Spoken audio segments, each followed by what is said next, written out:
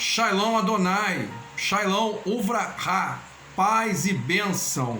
Bem amados, queridos, estamos novamente aqui para compartilhar de mais uma reflexão que tem o propósito de nos conectar dentro de uma realidade de crise, vivenciada por todos, encontrando aí alternativa que possa nos manter conectado com Deus, acreditando em suas promessas e nos alimentando de forma espiritual. Assim como precisamos alimentar o corpo, assim como precisamos nutrir o corpo, momento como esse, é necessário você entender, é necessário que nós entendamos como igreja, que precisamos também nos nutrir, precisamos alimentar a nossa fé, precisamos nos manter conectados, precisamos buscar a face do nosso Criador, do Eterno, sim, porque o nosso Redentor vive e reina para todo sempre, e Ele é o nosso mediador em momentos como esse. Hoje eu estava ouvindo uma ministração curta de John Piper, o proeminente escritor e pastor, aonde ele destacava a importância da oração como disciplina diária.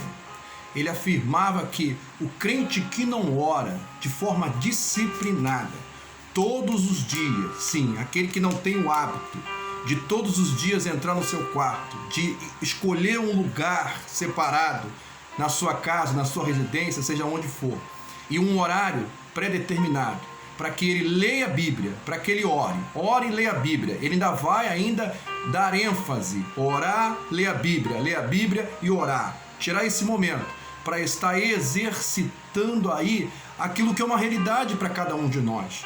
Pois nós vivemos um momento em que Deus nos colocou debaixo da sua promessa. E qual é a maior promessa dos nossos tempos atuais? É a promessa da graça. Então nós precisamos evocar a graça, meu irmão. Evocar a graça é trazer debaixo da graça aquela realidade existencial.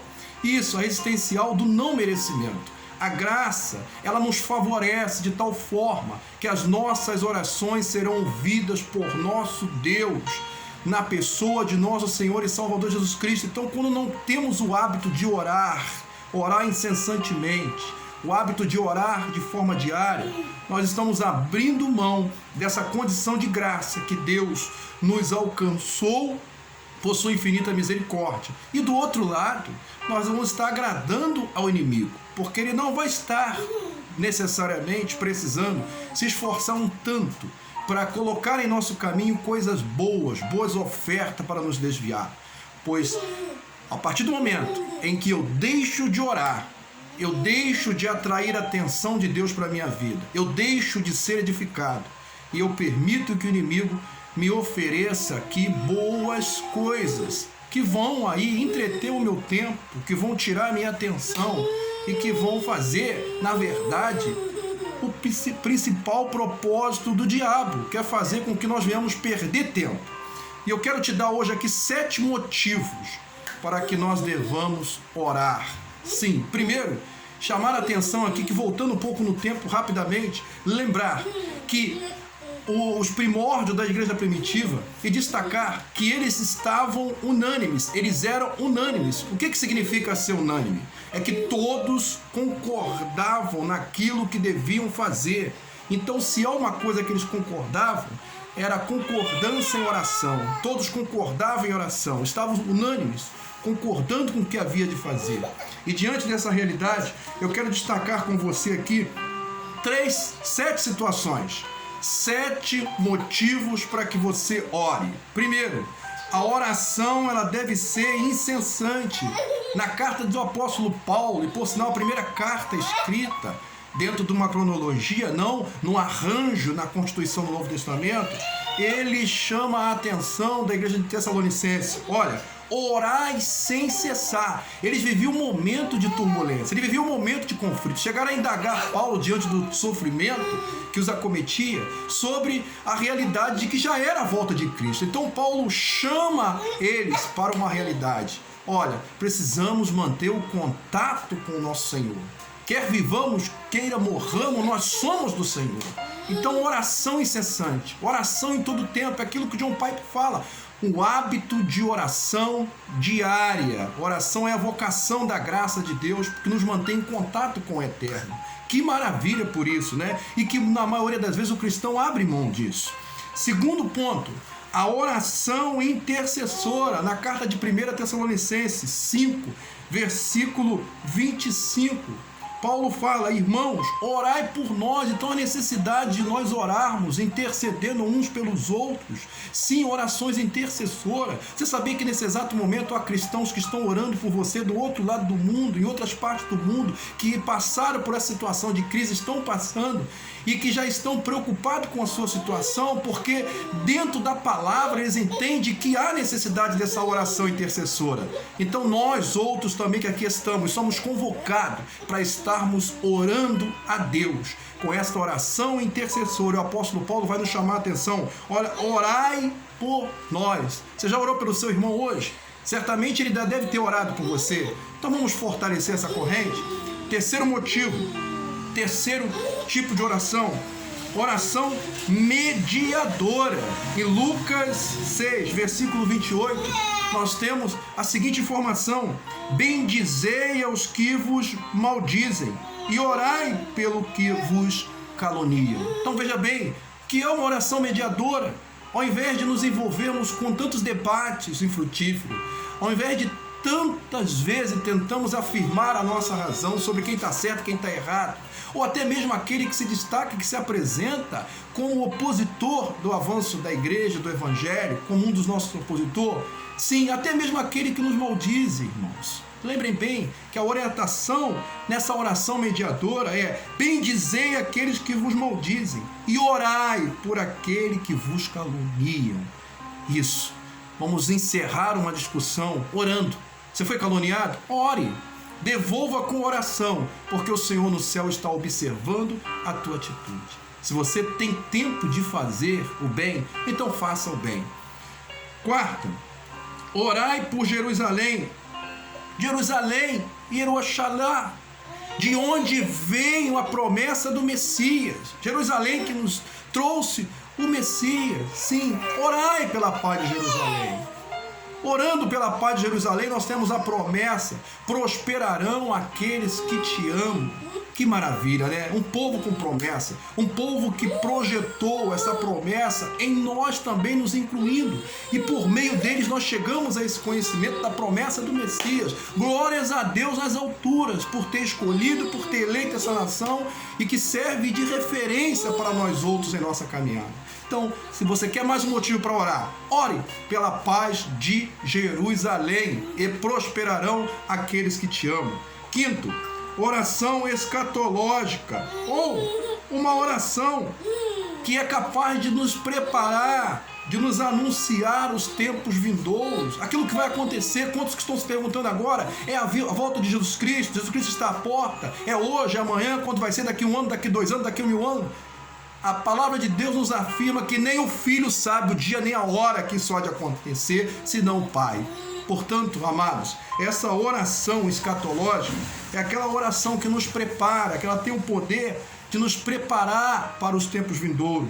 E no livro de Marcos 13, capítulo 33, nós temos a seguinte orientação: olhai, orai, vigiai e orai. Veja bem, orai, vigiai e orai novamente. Então veja bem os passos, essa sucessão: orando, vigiando e novamente orando, permanecendo em oração, vigilância e oração. E no meio das orações, a vigilância, para que o inimigo não te roube aquilo que você tem buscado e encontrado em Deus. Porque não sabeis quando chegará o tempo. Então nós não sabemos quando vai ser esse tempo. Portanto, devemos orar, vigiar e continuar orando, porque nem o Filho sabe a hora que o Pai ordenará que ele volte para buscar a sua igreja. Sexto motivo, a oração alimentadora e fortalecedora. Sim, é a oração do despertamento. Mateus 26, 41, nós temos a seguinte afirmação: olha, vigiai e orai, para que não entrais em tentação. Porque, na verdade, o espírito está pronto, mas a carne é fraca. Paulo nos chama a atenção sobre a luta entre o espírito e a carne. Nós somos rápidos em alimentar a carne. Às vezes a própria carne se alimenta de tanta coisa, de tanto alimento que existe hoje, que é farto, sobretudo nas redes sociais que nós usamos. Por que não usar as redes sociais? Por que não usar as mídias sociais? Por que não usar canais como esse para buscar alimento também? E eu chamo a sua atenção, você que é líder, sim, você que foi chamado por Deus, foi escolhido por Deus com um propósito, precisa se investir do seu propósito, assumir essa postura e, em momento de crise, sair da caverna, abrir a sua boca como arauto do rei e anunciar, sim, anunciar, sobretudo em momento em que a igreja está buscando uma referência, está buscando um momento de estar em conexão com os céus. E essa conexão vai se dar por meio da palavra, por meio da ministração da palavra, da reflexão da palavra e da oração. Chamamento como esse, para que o povo ore. Então a oração te alimenta, porque o Espírito, ele precisa ser alimentado. Entende? Nós precisamos ser alimentados. E se você quer alimentar o teu espírito muito bem, ore. Billy Graham já falava, ore. Ore até que sinta que se tornou o amigo de Deus. Oh, amado, ser amigo de Deus, louvado seja Deus por isso, é sentir a presença maravilhosa do seu Santo Espírito conosco, em nós, por nós, nos alimentando, nos impulsionando, nos motivando, nos mostrando que há esperança sim, independente das circunstâncias. A presença de Deus por meio do Espírito Santo é o que desperta em nós, amados, esse sentimento maravilhoso e nos faz desejar ter uma vida diária de oração, que é realmente aquela conversa com o Pai, nos tornar íntimos do Pai. Que maravilha! Você já convidou o Pai para estar com você hoje, durante a sua meditação? Então a oração tem esse poder, amados. E o sétimo, para encerrar, oração para que encerre as tempestades. No livro de Êxodo 9, versículo 28, nós temos a seguinte ilustração: orai ao Senhor, pois que basta, para que não haja mais trovões de Deus, nem saraiva, e eu vos deixarei ir, e não ficareis mais aqui. Então Deus orientando o seu povo, olha, orai a Deus, para que não haja mais trovões, para que não haja mais tempestade, para que haja calmaria. Quem, senão o nosso Deus, pode atender a nossa oração diante de uma situação que inegavelmente o homem nada pode fazer? O que pode fazer o homem diante de uma tempestade, dos efeitos causados pelas manifestações da natureza, aquilo que até consideramos sobrenatural? Só Deus. Como a crise que estamos vivendo, quem tem o remédio, quem tem um antídoto senão Deus? Quem pode preservar a vida senão aquele que deu a vida? Então oremos, clamemos a Deus, nos coloquemos diante do Senhor, porque só Ele pode cessar a tempestade, só Ele pode acalmar o mar, só Ele pode nos dar uma sensação de tranquilidade. O salmista Davi afirmava, olha, levo meus olhos aos montes, de onde me virá o socorro? O meu socorro vem senão do Senhor, o eterno Criador, que fez os céus e a terra.